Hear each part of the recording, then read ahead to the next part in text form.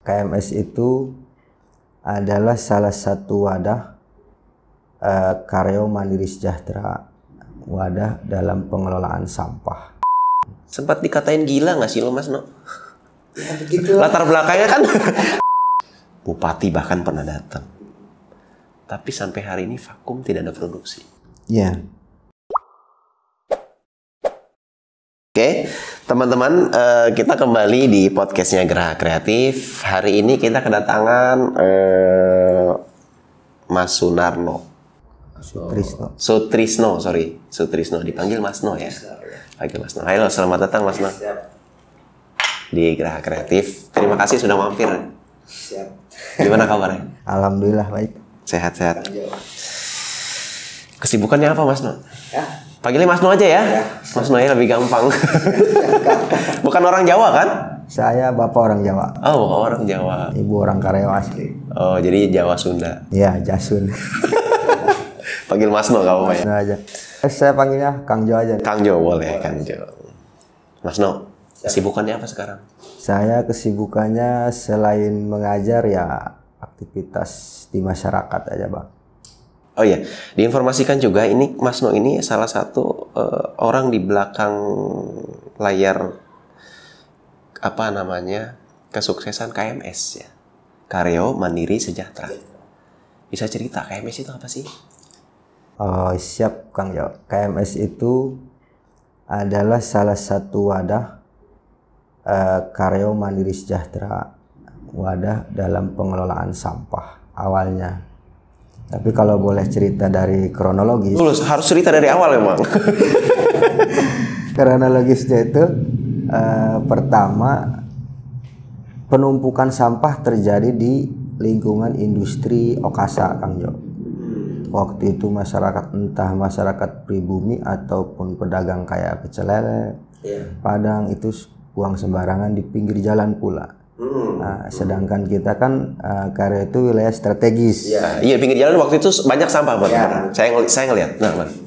Nah, itu kami sampaikan ke pemerintahan desa, itu harus kita bersihkan karena sampah itu merupakan masalah besar ke depannya. Akhirnya kita bekerja sama dengan pemerintahan desa, Kabin Kamtimas, terus Babinsa, terus kerjasama dengan Power Block menurunkan alat berat, apa namanya itu, beko apa Iya, ekskavator. akhirnya dibereskan. Nah, mulai dari situ kami khususnya lingkungan Kampung Karyo Dukuh RT 1 itu yang sampai itu masuk wilayah RW kami, Pak. Oh, ya. Jadi kami ngobrol dengan masyarakat bahwa ini sampah kedepannya akan menjadi suatu masalah, harus kita pikirkan dari sekarang. Nah, akhirnya waktu itu setelah seiring berjalannya waktu ada rapat Musrembang Des. Oh iya. Nah, Musrembang Desa, saya sebagai perwakilan dari masyarakat RW 01, saya sampaikan di desa bahwa sampah itu ke depan akan menjadi suatu masalah.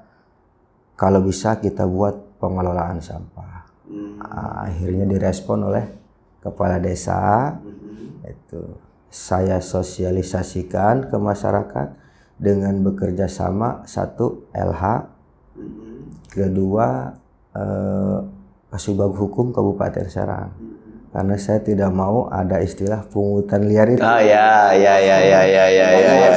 Karena stigmanya pasti ya. Oke.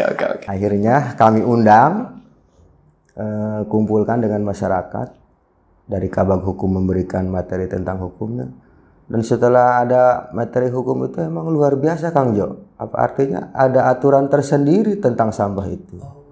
Jadi contohnya di industri, kalau kita membuang sampah sembarangan kemudian itu dibakar, ternyata dendanya hampir 50 jutaan. Oh gitu. Iya, di undang-undang itu. Tentang persampahan, baik itu dari kementerian, dari kabupaten sendiri ada perdanya tentang pengelolaan. Jadi sebetulnya limbah itu udah ada aturannya ya? Iya. Ini sampah domestik, Kang Jo. Iya, ini kan sampah dari masyarakat kan, dari sampah rumah tangga, sampah rumah tangga ya. Masak gitu. Kalau di pabrik kan lain lagi.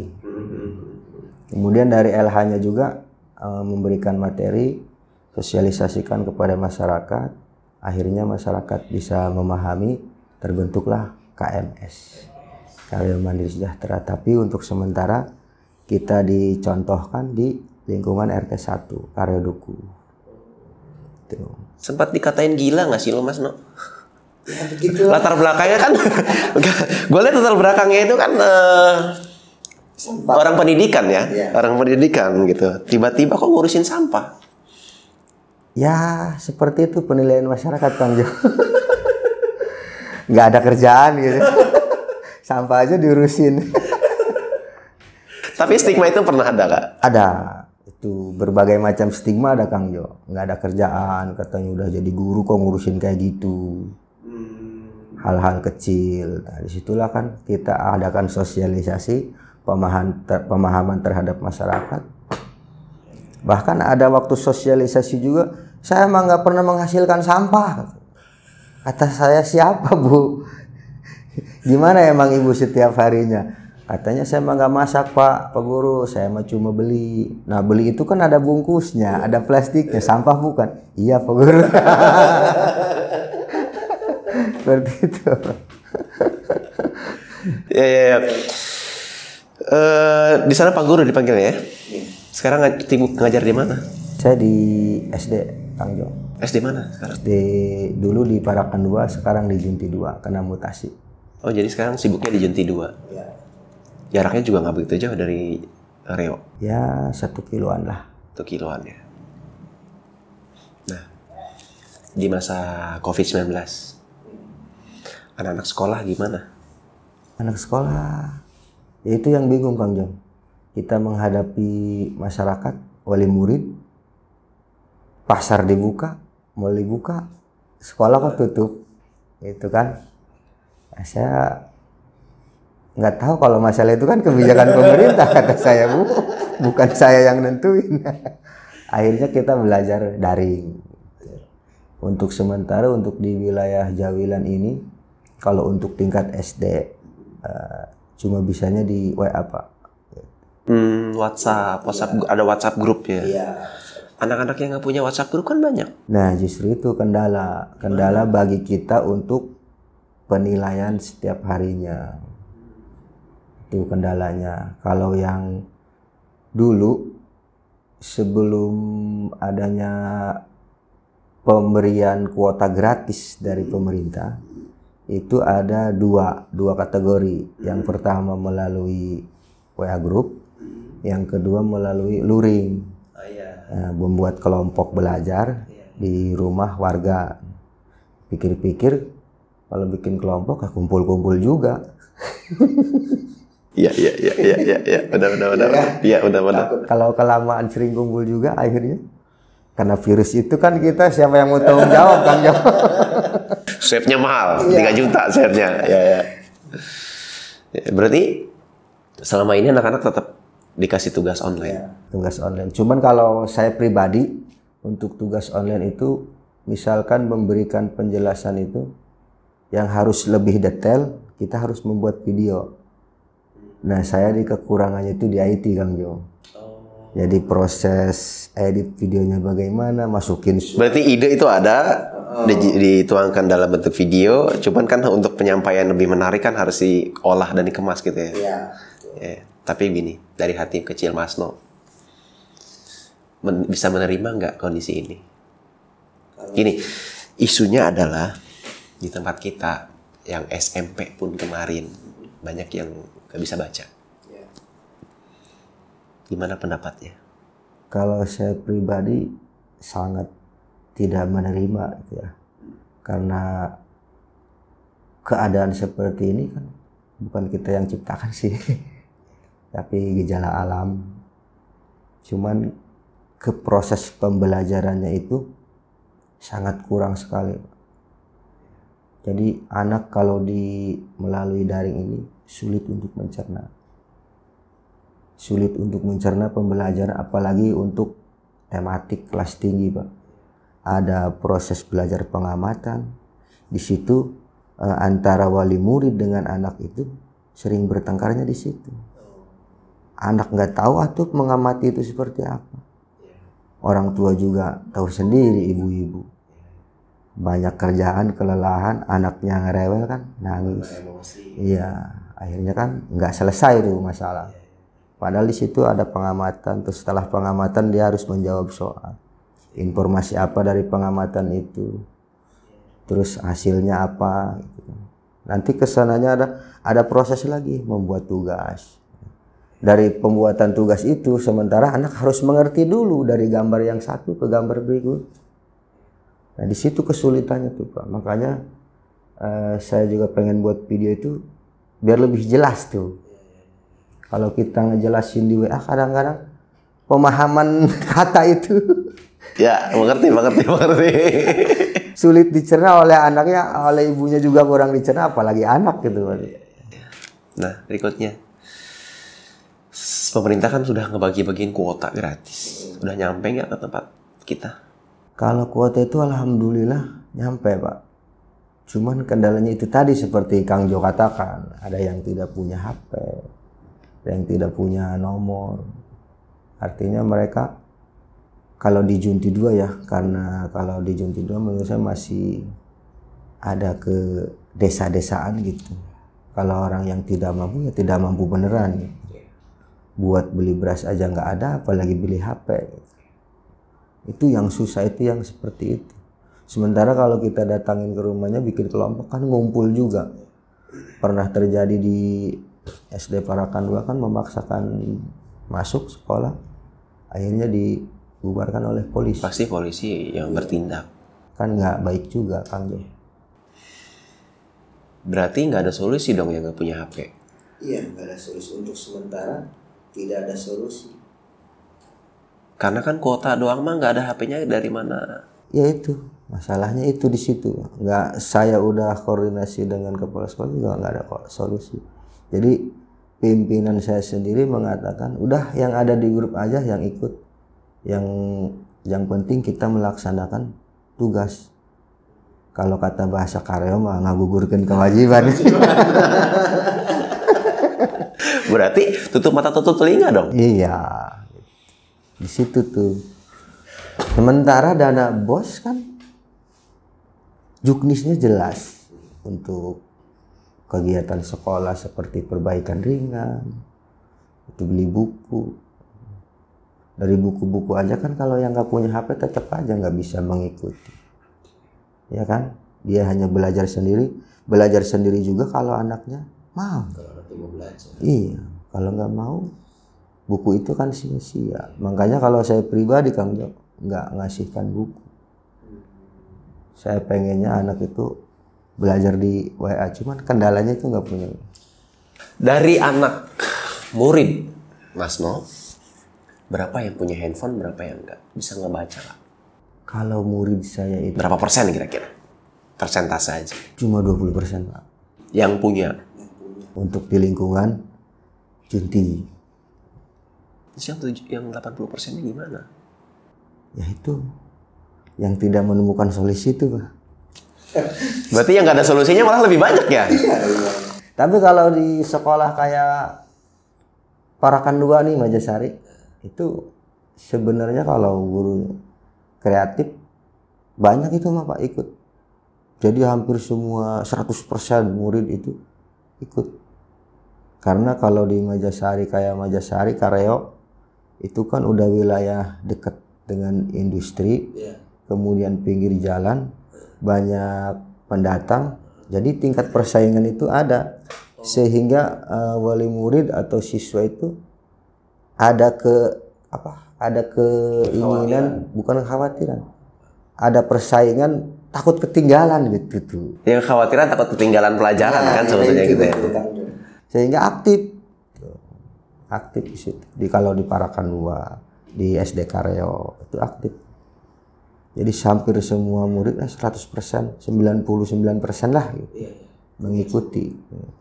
Cuman kalau daerah pedalaman untuk Jawilan aja Kang Jo ya, kayak Junti, kayak Pagintungan kan, daerah aksesnya internetnya kurang juga kan. Daerah Pagintungan Pasir Buyut yang aja ini juga belum tahu nih. Harus dikumpulin di sini.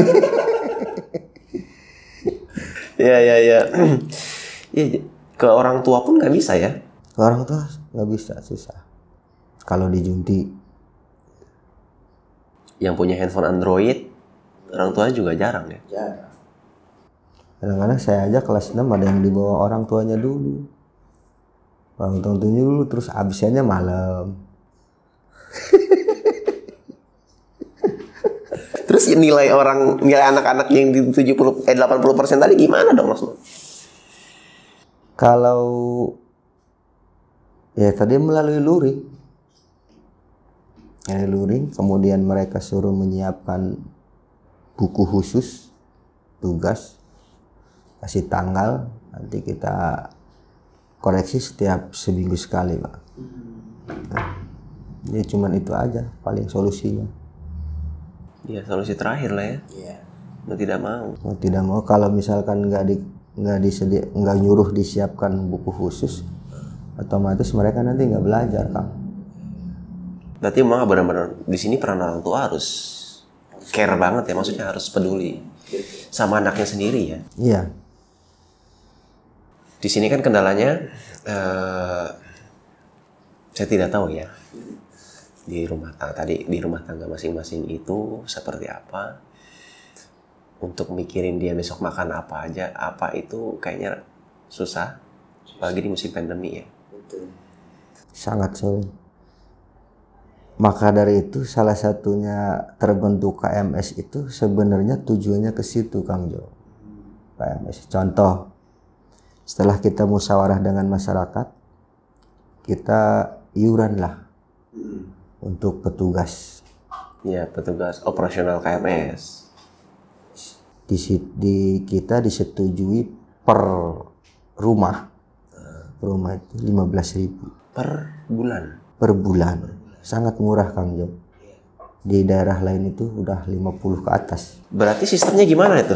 Nah, coba bisa diceritakan. Ya, dari sistem iuran itu kan kita memiliki petugas yang mengutin sampah itu. Nah, bukan awalnya kita pengen penduduk setempat atau masyarakat setempat yang memungutin sampah itu, tapi diutamakan yang sudah tidak produktif.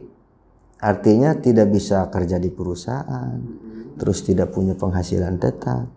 Nah, kita pekerjakan orang tersebut untuk ngambilin sampah di rumah-rumah warga. Terus? Nah, dari hasil iuran itu kita bisa menghonor lah, bukan menggaji. Ngasih honor, ngasih upah lah ya. Ya, ngasih upah kontribusi sekitar 1.800.000, Kang. Sebulan. Berapa orang?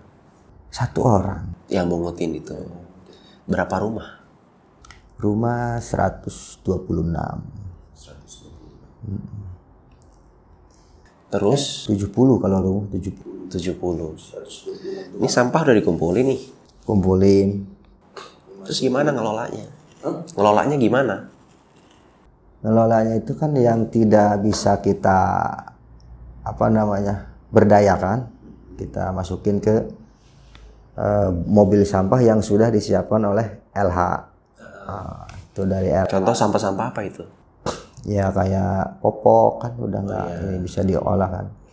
Untuk sementara itu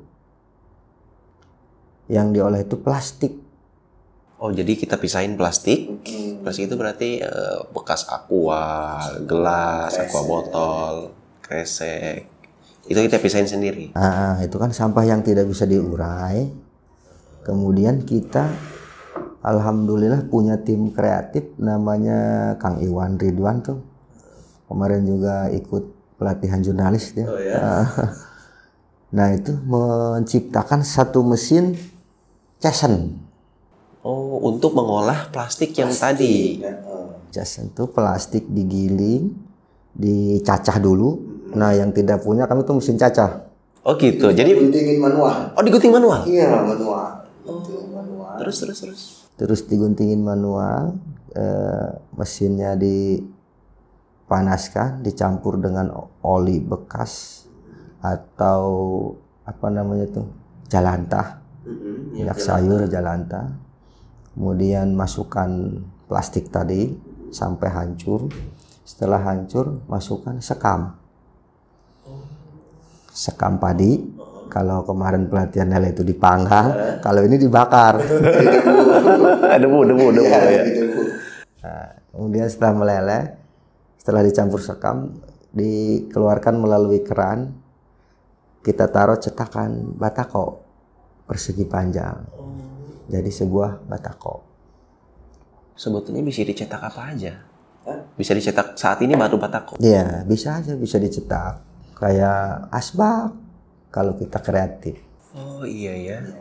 Jadi plastik itu bisa didaur ulang menjadi sesuatu yang baru. Ya, itu orang kabupaten menyebutnya teknologi tepat guna. Oh iya, keren. Kita kalau di tingkat kabupaten nggak ada lomba waktu itu. Jadi kita diikutkan oleh kabupaten lomba di tingkat provinsi. Alhamdulillah juara 3. Mantap sekali. Inilah orang di belakang ya gitu ya. Nah, sekarang masih jalan. Sekarang itu agak sedikit terkendala. Kenapa? Pengembangan itu terkendala mesin cacahnya itu. Mesin cacah itu produksinya siapa sih? Kang Iwan tadi kan yang bikin. Iya, Berapa harganya bisa sampai ada mesin cacah? Kalau kisaran harga mesin cacah itu saya kurang tahu persis ya Kang Jo. Cuman waktu itu saya dengan teman-teman udah berupaya karena ini diresmikannya oleh Bupati loh Kang Jo. Oh ya? Sini. Oh, Bukan Butatu. Bupati langsung. Berarti sebetulnya perhatian pemerintah itu udah bagus. Maksudnya kalau udah datang bupati atau udah datang satu pimpinan daerah harusnya udah perhatiannya udah. Iya. Sebelum Pilpresnya diresmikan oleh Butatu langsung. Terus ya kita cuma dapat apa tuh? Pengangkutan dari LH. Untuk ngangkut sampah. Dari kita ke LH soalnya. Kalau yang lain kan bayar per kubik tuh Kang Jo. Kalau kita pemberdayaan buat masyarakat. Nanti setelah berkembang mungkin kita juga harus bayar. Karena gini. Nah untuk mesin cacah itu sendiri, saya sudah berupaya Kang Jo, baik melalui Bapak dan Ibu Dewan yang ada di kita kan. Kita punya potensi Dewan ya. Kita udah berupaya. Kemudian kita langsung antarkan proposal itu ke kantor Ibu. Tapi waktu itu informasinya suruh ikut sarang open apa itu. Setelah adanya COVID ini nggak ada follow up lagi. Ya karena kan fokusnya mungkin sekarang ke kesehatan ya. Menarik. Begini menariknya. Karena bisa ya tadi sampah itu kan sekarang jadi isu. Bisa dikelola jadi sesuatu yang baru. Plastik adalah sampah yang puluh-puluh tahun kalau dibiarkan ya tetap jadi begitu gitu kan ya. Ketika dijadikan sesuatu, mesinnya harus siap banyak. Kendalanya adalah kita tidak punya mesin banyak. Berapa mesin yang saat ini ada? Nah itu adalah kendala di Nana. Waktu itu kita punya mesin. Sekarang juga masih satu. Karena itu dibuat sendiri, bukan beli. Dari peresmian itu sampai hari ini baru satu. Iya. Berarti kan nggak ada produksi dong? Iya, sekarang produksinya cuma gitu-gitu aja, nggak ada. Berarti seremonial aja kalau begitu? Iya, justru itu. Karena kami terkendala dana itu, Kang Jo. Terkendala dana. Kita ciptain mesin satu aja itu setengah mati. Dananya dari iuran tim. Yang banyak kontribusi, Pak Lurah Kareo. Pak Lurah Santibi. Ya, itu kebetulan beliau. Tapi Pak Lurah itu mendukung lah ya. Alhamdulillah sangat mendukung sekali, makanya terbentuk KMS ini. Sampai istilahnya mesin yang kita buat ini, Cesen ini, ikut ke tingkat nasional Kang Jo. Di Bengkulu. Cuman waktu itu kita berangkat bertiga, yang diongkosin sama provinsi cuma saya, Pak Lurah dan Kang Iwan, ongkos sendiri.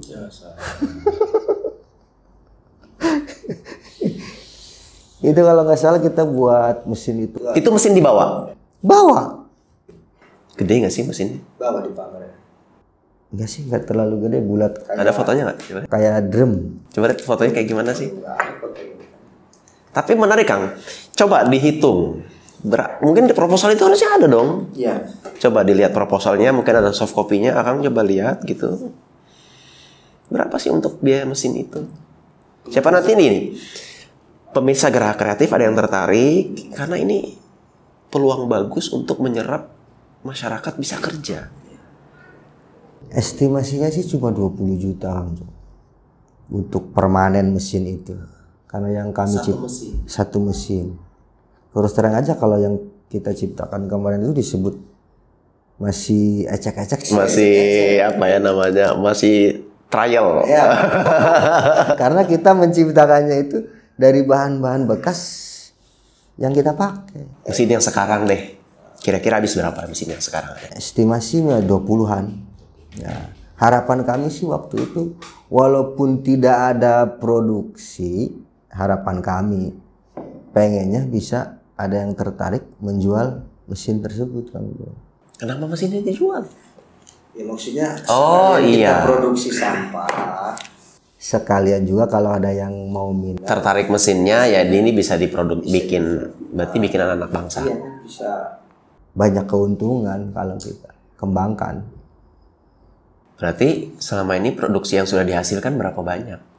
Kalau sementara ya gitu-gitu aja. Nggak paling juga 100. nggak tiap hari. Berarti belum tahu ketahanan mesin itu sampai kuat berapa banyak produksinya belum tahu. Kalau 1 liter itu menghasilkan batako lah ya. Batako itu 10 biji. Paping block bisa juga dong. Paping block ya. Yang buat lantai itu apa? Paping block ya. Bisa. Kan tergantung cetakan kata saya juga kan. Bisa cetakan asbak. Bisa cetakan miniatur mungkin. Ya, sebenarnya kan tantangannya gini, Kang.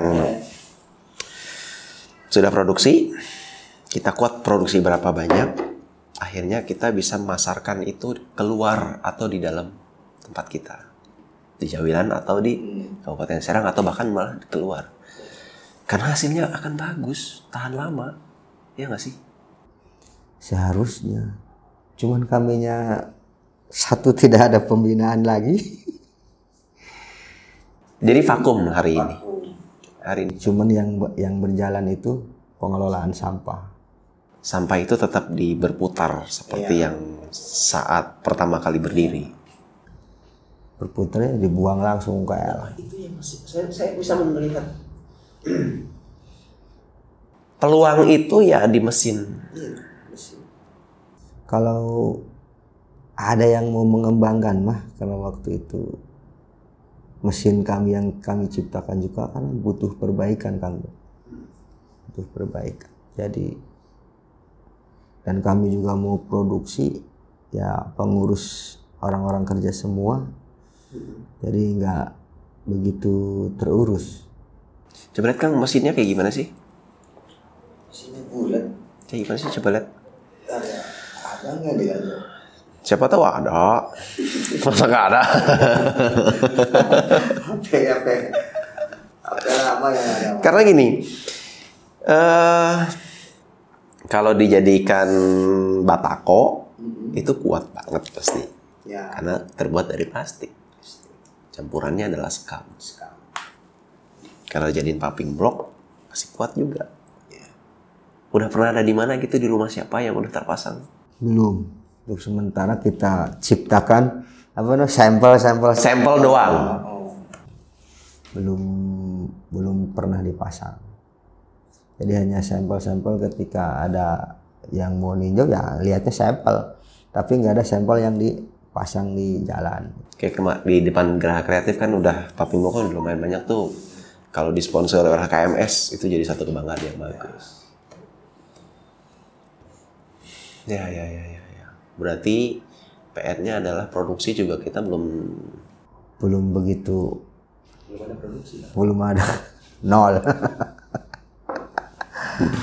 Berarti selama ini gini, kalau lihat di buka google.com, KMS Desa Karyo, banyak. Prestasinya bagus. Banten TV pernah ngangkat. Bupati bahkan pernah datang. Tapi sampai hari ini vakum, tidak ada produksi. Ya, karena kami ngejar itu tuh mesin. Ya, mesin pencacah. Bahkan pernah dibawa ke Bengkulu tadi. Bengkulu. Jadi mesin itu diangkut ke Bengkulu, naik apa? Kalau untuk mesin itu diserahkan ke LOIO. Oh, terus IO mau ke sana gitu ya, naik apa? Urusan provinsi. Kita mah difasilitasi terbang aja ke sana. Jadi sampai sana mesinnya udah ada di sana. Tapi di sana kita punya saingan juara 1 itu. Daerah Kalimantan apa mah? Sama juga kayak kita. Itu cuma dia pemanasannya lebih bagus. Lebih bagus dan hasilnya lebih keras. Juara 1. Sudah pernah diuji mungkin mereka. Ya. Kalau kita kelemahannya belum ada. Karena nggak ada yang serius, bro. Uji lab. Bukan nggak ada yang serius, Kang Jo. Kenapa? Kita sudah berupaya dari Maksudnya, pemerintahan desa, kecamatan, tapi kan sampai sekarang kan nggak ada produksi juga. kabupaten. Berarti kan dari situ dilihat nggak serius dong. Iya sih kalau di produksinya mah. Cuman ketika kita patah semangat itu untuk berusaha, kita nggak ada yang ngebina, nggak ada yang nyemangatin. Kayak gitu. Terus setelah di samping itu kan kita juga punya kesibukan masing-masing. Nah itu yang belum kita cover gitu, di antara pengurus ini Kang Jo. Jadi masih nguradul lah manajemennya. Selain kerajinan bata, selain kerajinan paving block, apalagi yang dihasilkan dari pengolahan sampahnya? Ada ibu-ibu kreatif Kang Jo. Menghasilkan apa itu? Satu bunga dari kresek yang kotor dicuci, dihiasi jadi bunga hiasan di meja. Kemudian dari gelang, selang air yang bekas orang ngebangun tuh tukang, itu bisa dibersihin, dijadiin gelang, dalamnya dikasih hiasan akar tumbuhan sama minyak sayur, unik, jadinya unik. Ada juga yang dari lampion. Kayak gini. Ini salah satu produk warga nih. Nah ini salah satu produk Kang Edil. Ini punya UMKM juga. Nah kayak gini, cuman ini juga sama modal kendalanya nih. Kayak gini, peralon nih kayak gini Kang Jo. Cuman lebih ke kaligrafi kalau di karya. Kayak Bismillah. Ini juga nih sama, ini produk UKM juga nih. Makanya ini kita langsung kasih merek, ini produk UMKM sekitar Gerak Kreatif. Menarik. Karena kenapa? Jadi masyarakat ada kegiatan buat sesuatu yang kreatif. Memang ini bukan kebutuhan primer ya, jadi kebutuhan sekunder. Tapi itu hasil dari pengolahan sampah kan? Iya. Selama ini dijual kemana? Selama ini karena istilahnya kendalanya itu mengajak ibu-ibu. Tadinya kan kalau pemikiran saya daripada ngegosip kan, lebih baik belajar itu ke salah satu ibu-ibu yang udah pandai, kumpul lah gitu di situ. Itu nggak tercipta.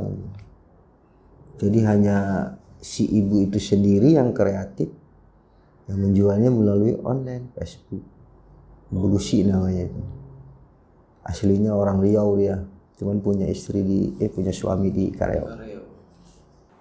Itu jalan tapi beliau Jalan sendiri, akhirnya berjalan sendiri untuk sementara. Tapi kalau untuk KMS ada undangan, beliau nanti yang ngasih materi untuk kreatif. yang jalan.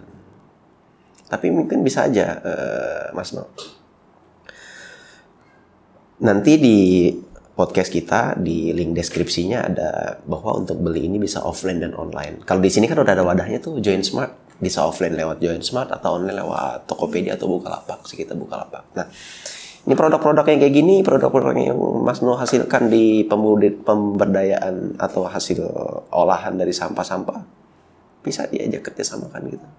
Siap. Nanti dikonfirmasi dulu pertama lagi. Ya karena kenapa tidak produksi? Karena tidak ada yang beli kan. Iya.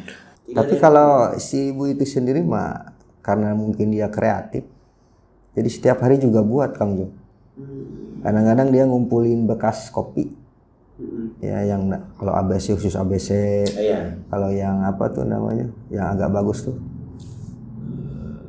Plastik kopi yang agak Kopi mocha gitu ya, mochaccino.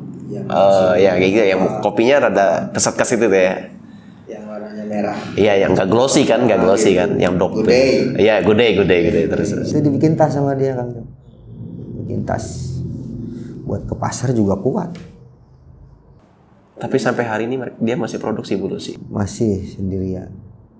Next time nanti bawa produknya lah ke sini. Siap. 86 Kang. Saya mau orangnya. Karena ini tantangan, Mas Dok. Di masa pandemi semua orang merasa kesulitan. Pegawai yang tadi kerja itu nganggur. Kemudian mungkin dari pemerintahan juga sekarang lagi berdarah-darah. Ya, karena anggarannya semua dialihkan ke kesehatan. Tugas kita adalah gimana caranya menggerakkan gitu kan ya. Idenya udah bagus. Eksekusinya udah bagus. Kan tapi nggak jalan. Nah itu. Saya kesulitan di situ Kang Jo. Kesulitan. Sangat kesulitan untuk di tingkat mengajak itu. Sangat kesulitan. Karena memberikan pemahaman kepada masyarakat itu tidak mudah. Jadi kita kayak sebenarnya kan kayak Bu Lucy sudah merupakan contoh real. Contoh real, dia kerja sendiri tanpa harus bergantung kepada suami, dia sudah memiliki penghasilan sendiri. Walaupun melalui online belum seberapa. Tapi contoh real itu ketika kita ajak nggak dilihat Kang Jo. Ini kalau nggak salah tuh kemarin 70.000. 70.000 nih kapal-kapalan. Padahal kan sepeda. Ini apa sih bahannya? Bambu.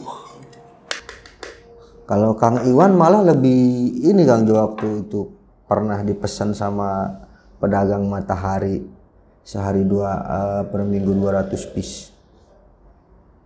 Peluang gitu. Iya, kan kembali lagi kendalanya modal. Dari bola bekas anak-anak tuh bola plastik, nah, kita ambil, dibersihin, dikemas dengan kain apa namanya itu, yang warna-warni itu, kain panel. Nah, dibuat seperti Doraemon, Hello Kitty, dimasukkan kabel, lampu, saklar, jadi lampu tidur. Ya. Ada koperasi nggak di sana sih? Koperasi ada nggak? Koperasi. Nah ini Kang Jo, menarik nih kalau koperasi. Karena gini, harusnya ada yang mewadahi. Karena kan gini, untuk produksi ini mereka habis berapa juga? Pasti misalkan ngeluarin cost ya. Selain tenaga dan pikiran gitu ya, mereka harus beli fitur kalau dari sini ya, ada chat, itu kan harus ada yang benerin dulu. Tuh. Koperasi di sana gimana? Nah, KMS itu berdiri sebenarnya KMS berdiri badan hukumnya koperasi. Oh. Tapi badan hukumnya udah jadi. Udah jadi. Koperasi Karyo Mandiri Sejahtera.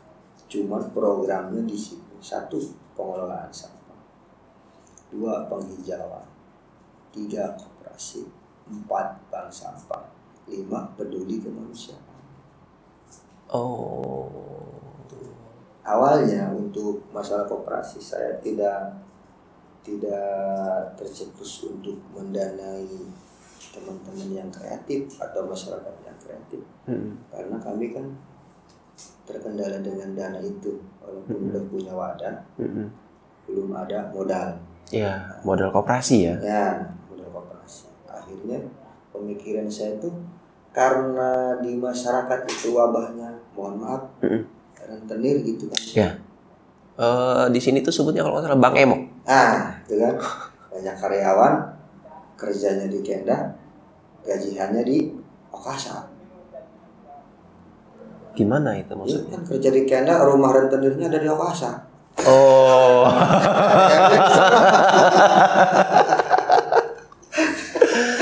Ya kan? Iya. Tadinya saya pemikirannya, kayaknya bikin koperasi.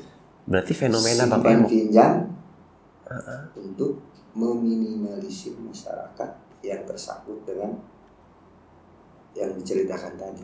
Bang Emo.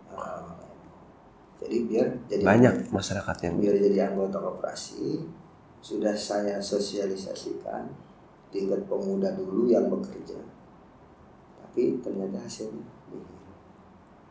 mereka tidak tertarik dan lebih tertarik dengan yang instan sekarang itu. banyak yang ikut Bang Emo. Banyak. Bahkan sekarang bukan Bang Emo aja, banyak yang seperti kedoknya koperasi banyak kan. Oh ya? Iya. Kayak gimana ceritanya? Hah? Kayak gimana modelnya? Ya kayak kan seperti pasang pelang koperasi anu gitu kan.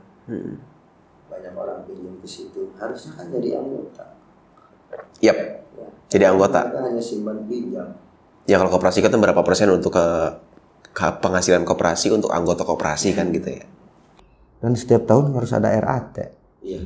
Tapi itu kan bentuknya enggak. Tapi bentuknya koperasi. Ya, walaupun ada pasti buat menurut saya. Iya. Tapi itu kan fakta yang terjadi di lapangan kan. Realita. Kenapa mereka nggak tertarik ke koperasi KMS? Karena KMS nggak bisa ngasih duit. Benar nggak sih? Betul. Bisa ngasih yang instan. Ketika mereka butuh kita nggak ada.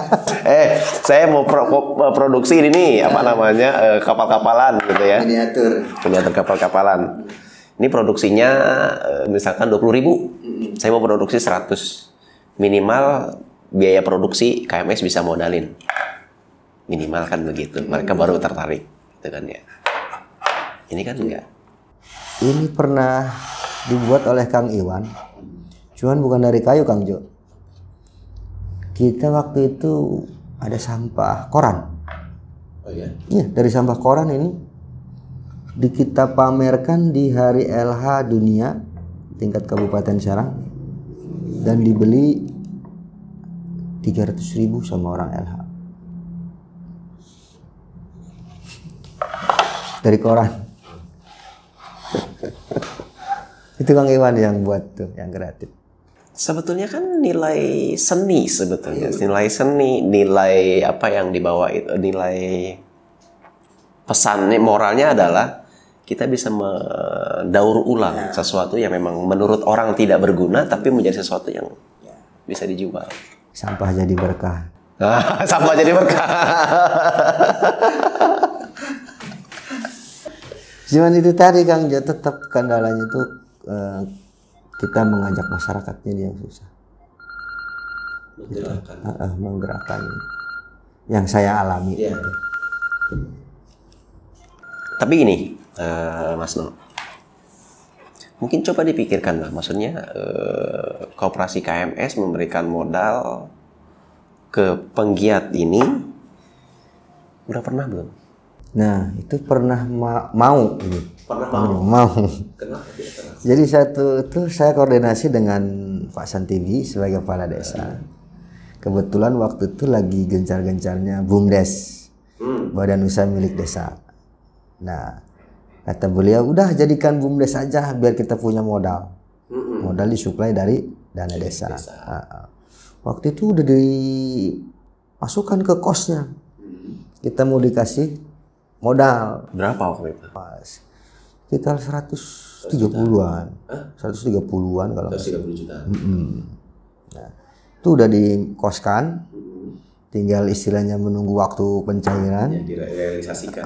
Direalisasikan. Di samping modal kita juga mau membuat semacam usaha majun. Apa itu? Kain lap yang bisa dijual ke perusahaan. Oh iya, ke pabrik-pabrik, konsumsi pabrik-pabrik gitu ya. Terus. Itu udah rencanakan dengan matang itu. Ini kena COVID. dananya dipangkas ke kesehatan semua. Berarti itu di 2019 idenya. Untuk anggaran 2020. Ya, anggaran 2018 untuk 2019. 2019 dong. Betul, harusnya tahun ini. Harusnya tahun ini kan realisasi. Karena Covid, waktu itu kami diajak musyawarah, dipangkas katanya dikurangin. Paling dikasih 30. Oke, siap. Pas kemarin habis kan. Gak jalan lagi. Gak jalan. Ternyata Covid menghancurkan semuanya. Itulah hanya rencana ya. Ya, ini juga Mas No. Kita di sini punya tema suara dari kampung, ngumpulin orang-orang, ngumpulin data bahwa kesulitan di kampung itu apa aja. Masuk juga ke sana. Ya kalau kesulitan di kampung itu satu, membentuk karakter kekompakan dari hal yang positif itu Kang Jo. Jadi kita kalau mengajak hal kayak tadi, ibu-ibu hanya segelintir beberapa, kehitung jari lah, gitu. Nggak terlalu wow gitu. Sebenarnya sih kan penghijauan itu kayak penghijauan aja program. Penghijauan itu di mana? Jadi setiap rumah itu kita kasih tanaman. Oh, kasih Ya kan? tanaman. Tanaman. Kalau yang Tanaman apa? apa aja kayak macam apa sih? Bunga apa pucuk merah gitu. Iya. Kalau yang istilahnya yang ini mah yang mau mah kan setiap hari nyiramin. Ya, Kalau yang nggak mau kita kontrol, mati tanamannya Kang Jo. Nggak laporan. Nggak laporan juga. Dari situ kan kita bisa melihat ya kan, mana yang masyarakat peduli, mana yang tidak. Tetap namanya kita dengan masyarakat itu harus ekstra sabar. Segini aja udah uyuhan. Iya. Tapi begini, program itu jalan, harusnya banyak orang yang terlibat. harusnya. Kenapa banyak terlibat? Karena tadi bisa produksi minimal ekonomi di desa. Berarti karyo dukuh ya, minimal di karyo dukuh bisa bergerak kan? Dari kerajinannya, dari produksi batanya, bata sebutnya bata plastik ya. Batako plastik ya, iya kan? Dan memang saingannya perusahaan banyak kan, perusahaan di Jawiran, perusahaan yang batako gitu. Tapi ada hal yang unik yang punya karakter sendiri. Iya. Karakternya tadi batakonya bukan batako hasil pabrik, batakonya batako plastik. Ya itu tadi kembali ke bukan kita istilahnya sebagai pengurus. Kalau pengurus itu kurang lebih ada 10 orang lah. 10 orang. Karena bukan kami sebagai pengurus tidak mengajak. Semuanya udah kami rangkul. Bahkan bukan di RT kita saja. RT lain juga sudah kami rangkul. Inilah kenyataannya gitu. Tetap nggak bisa bergerak juga ya. Ya waktu itu sebenarnya harapan Pak Lurah sih pengennya satu desa biar karya itu zero lah. Ya, dan punya apa ya, income yang lain masyarakat kan. Betul. Jangan hanya berpikiran datang ke rumah Pak Lurah yang gawe, nuntut pengen kerja. Itu kan kita harus menciptakan kreatif. Ya, jadi akhirnya menciptakan lapangan pekerjaan ya kayak gitu. Berikutnya,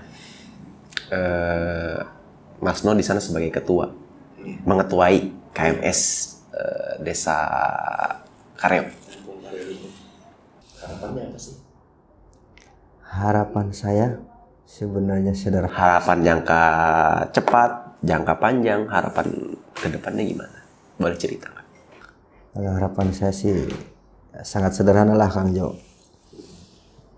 Kalau ini mah masyarakatnya pengen kompak, kita istilahnya bangun kembali KMS. Ini bukan masalah organisasinya, bukan milik orang Kareo Duku, tapi ini milik Desa Kareo.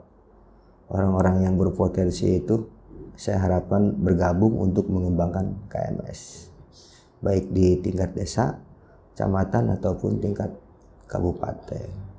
Harapan saya seperti itu.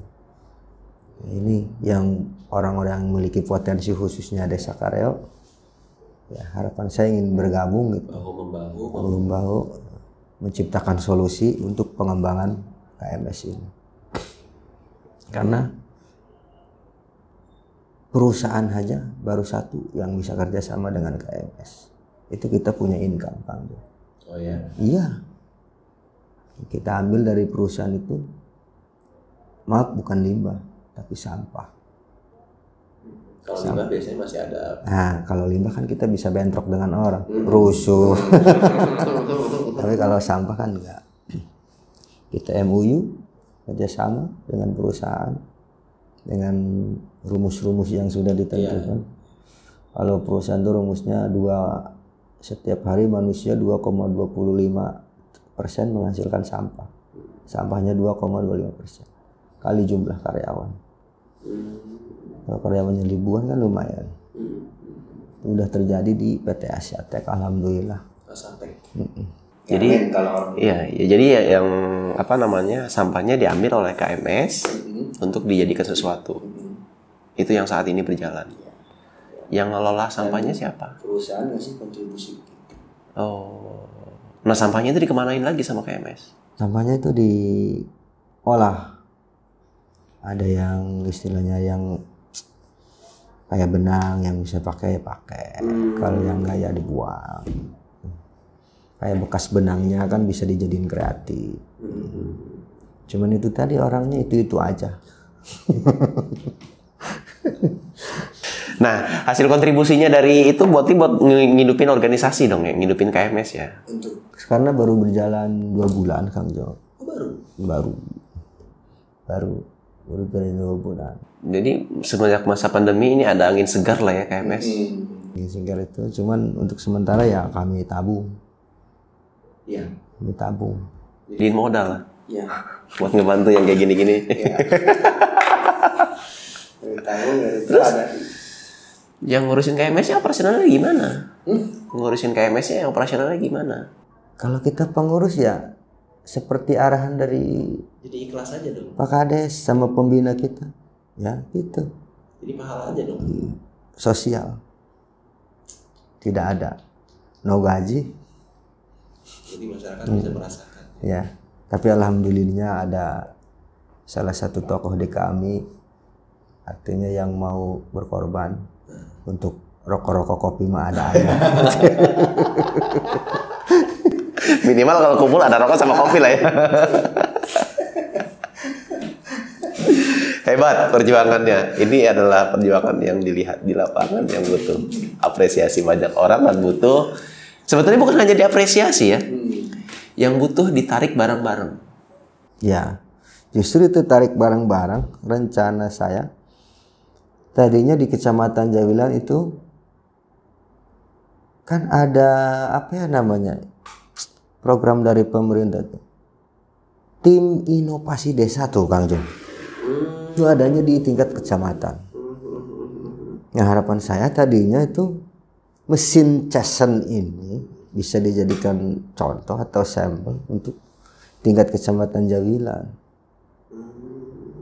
Kami di situ nanti akan masuk, kemudian membentuk suatu sejenis perlombaan lah untuk mengetahui di 9 desa kecamatan Jawilan ini, saya yakin pasti ada yang memiliki potensi untuk membuat mesin-mesin lain. Jadi inovasinya itu ke mesin. Ya, misalkan kayak pasir buyut, di sini mesinnya kan potensinya banyak. Padi itu panen, bisa aja kan mesinnya untuk memanen yang mudah. Panen sama keringin. Tambah tim inovasi desa itu ada operasional, Kang Jo. Pertanyaan saya, kemana? Kita yang sudah berhasil aja ditengok aja enggak. Tapi kayaknya itu sudah jalan bukan? Apanya? Udah jalan belum? Apanya? Program yang tadi yang Mas Nur ceritain. Ya maksudnya belum di tingkat kecamatan ini Kang Jo. Belum. Jadi saya pengennya itu bikin sejenis perlombaan lah. Cuman yang membentuknya itu tim inovasi desanya. Nah desa 9. Sekarang kan udah ada tim inovasi ya maksudnya. Tim inovasi setiap desa kan udah punya dong. Nggak ada. Oh belum ada. Belum ada. Justru adanya di tingkat kecamatan Kang Jo. Oh gitu. Cuman yang di tingkat kecamatan ini nggak meng-share ke bawah. Oh ya. Punya operasional diam-diam baik. Iya. Karena ada kan pemerintah sebelum COVID-19 ini kan lagi gencar-gencarnya untuk membangun wisata ya. Pasti udah ada tim percepatan wisata biasanya kan. Tim percepat inovasi wisata atau dan seterusnya. Nah maksud saya ke arah situ Kang Jo. Jadi inovasi itu kan tidak hanya mesin. Bisa aja menjadi kayak desa Pasir Buyut di sebelah mana yang mau jadi ikan desa wisatanya. Ya kan? Dekat kali misalkan sambil mancing. Mancing yang nyaman. Dihias sedemikian mungkin. Tapi kalinya udah tercemar tuh di sini mah. Nah itu kembali lagi ke pengelolaan. Iya, jadi isu sampah itu akan menjadi bola salju kalau tidak diperhatikan. Karena kemarin kesini banyak orang yang datang, kalinya udah bau banget.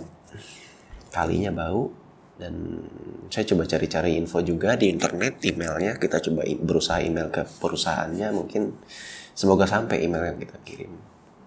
Balik lagi sampah. Bersihkan kembali. Iya. Kayak menarik Mas No. Berarti dalam jangka panjang adalah KMS itu bisa menggerakkan roda perekonomian masyarakat. Kalau ke arah lebih panjang sangat bisa Pak. Sangat bisa Kang Jo. Contoh kayak bank sampah. Untuk saat ini belum berjalan. Ya, bank sampah itu tadinya mau saya kemas itu. Kan mereka kalau ke bank nabungnya uang. Kalau ke kita nabung sampah. Jadi nanti setelah ditimbang dijual hasilnya kan punya catatan tersendiri. Rencana kita tadinya mau dibagikan setiap mau lebaran. Oh iya. Iya kan? Lebih berarti Kang Jo. Mereka membutuhkan. Tapi karena kesulitan tadi di bawah belum terjadi juga. Itu untuk bank sampah ada dua teknis. Satu seperti tadi. Yang keduanya kalau kita lihat potensi yang berkembang karena masyarakat sudah kebiasaan. Ada yang rongsok keliling itu. Ngumpulin aqua, ngumpulin kardus. Ditukar dengan minyak sayur.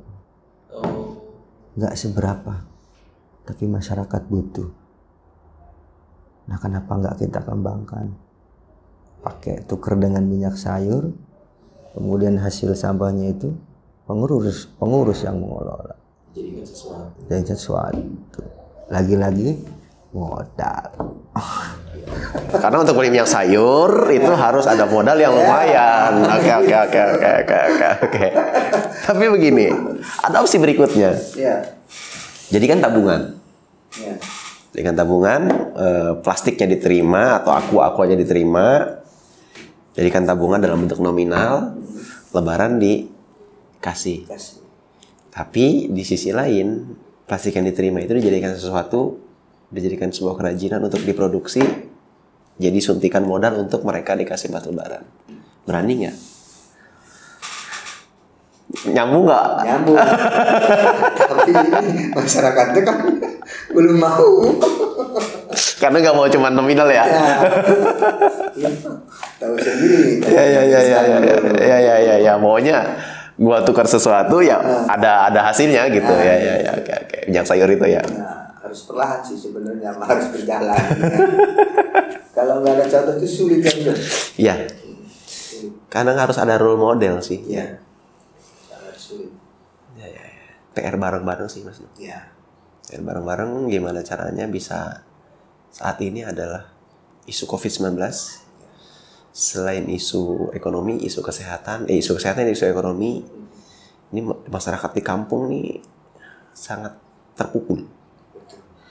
Mas Noh kebagian ini nggak? Kebagian BLT nggak? Atau sejenisnya? Kebetulan enggak. Tapi emang itu tidak apa artinya disebut namanya mungkin masyarakat ya merasa tidak adil, mungkin ada. Gitu. Ada atau banyak?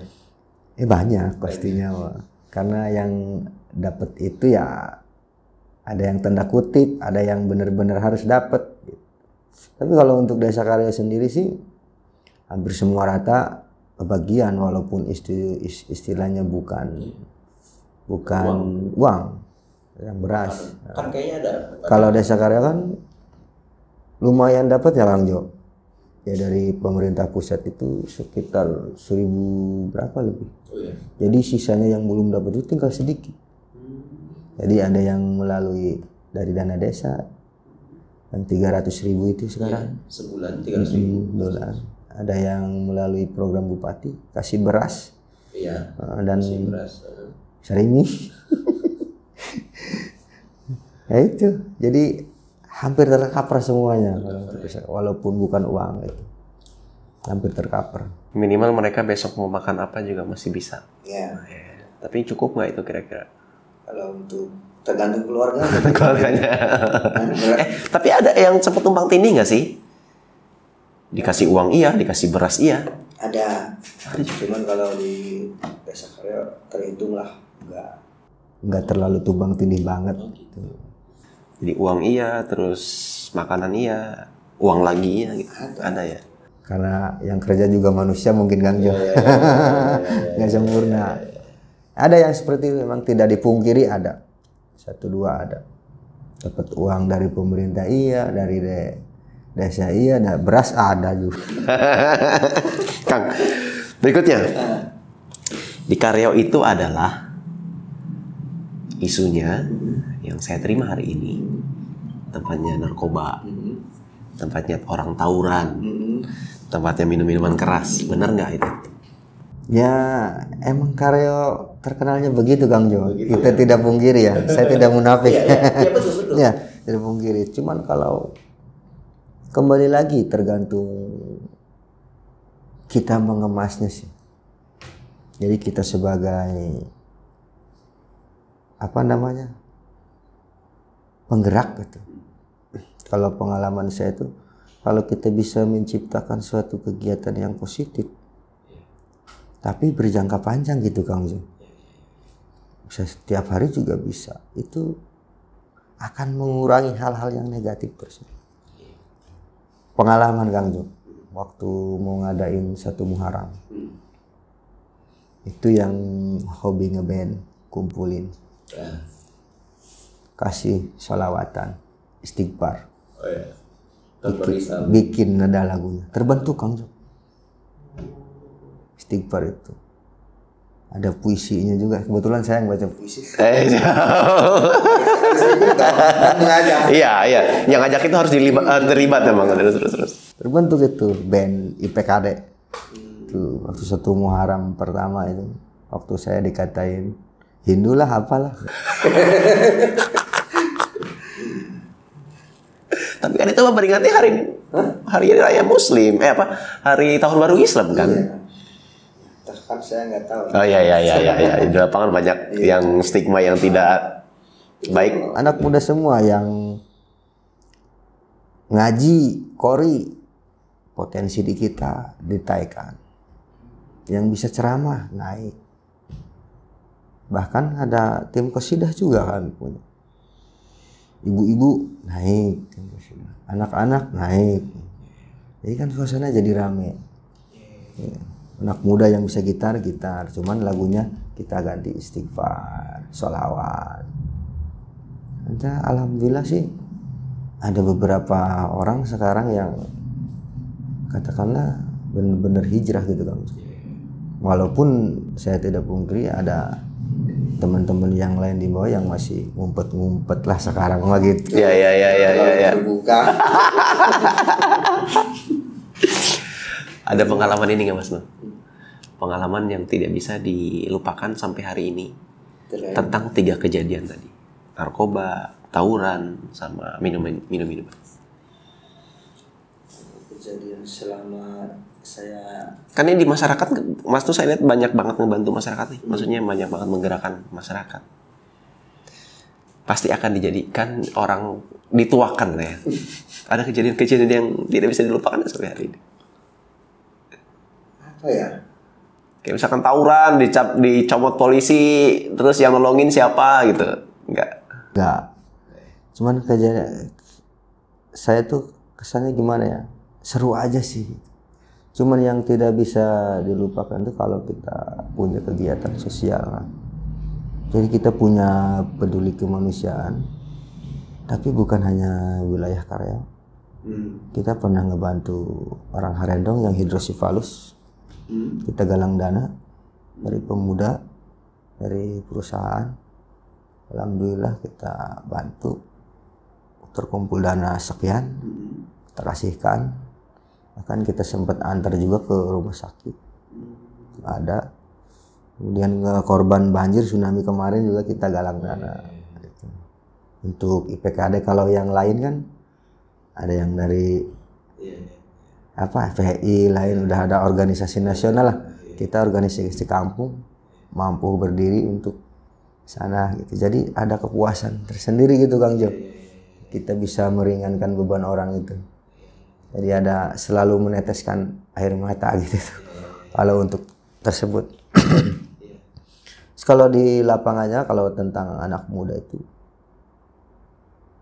yang tidak bisa dilupakannya itu 24 jam Bang. Kadang ada teman-teman yang berurusan dengan polisi gitu, tapi bukan hal yang berat. Ribut apa? Antar kampung atau ya kan dulu mah waktu saya jadi ketua pemuda itu pas adanya coran tuh banyak yang mintain ribut dengan kondektur, ribut dengan sopir. Jadi saya sering ke kepolisian Kang Jo. Kalau nonton ke daerah mana ribut, saya sering ke kepolisian. Mau jam 2 pagi. Bayangkan. Sampai Polsek Jawilan. kenal dong. Atuh, bukan kenal-kenal.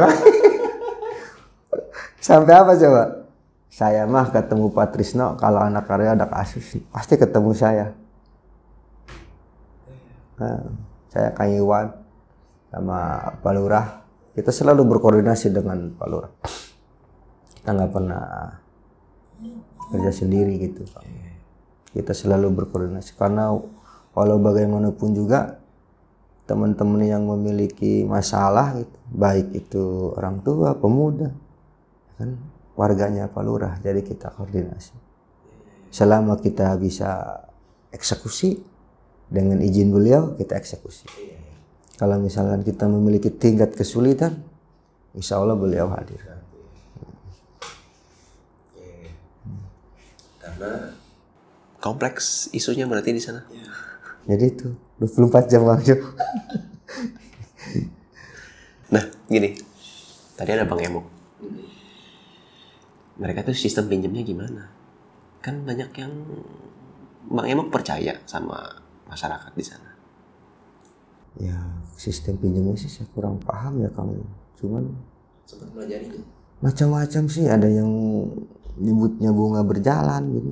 Pokoknya nggak dibayar tiap hari setorin bunganya. Itu kan lebih parah. Terus ada yang istilahnya tempo gitu. Bayar berapa kali gitu. Macam-macam bentuknya itu.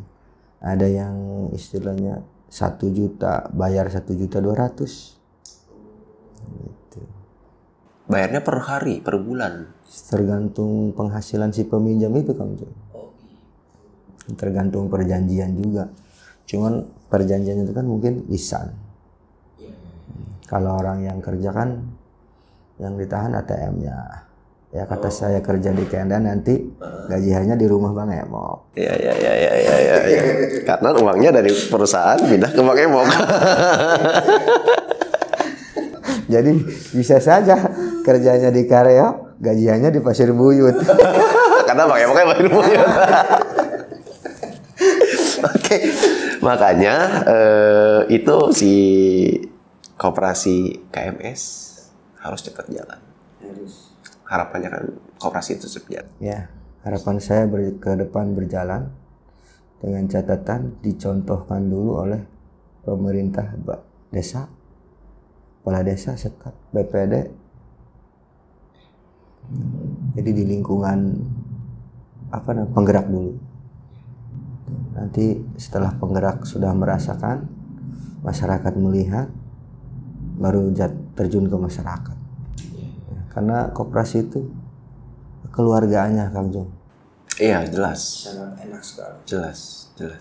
Walaupun kita punya hutang, tapi kan tidak merugikan kita. Ada bagi hasil.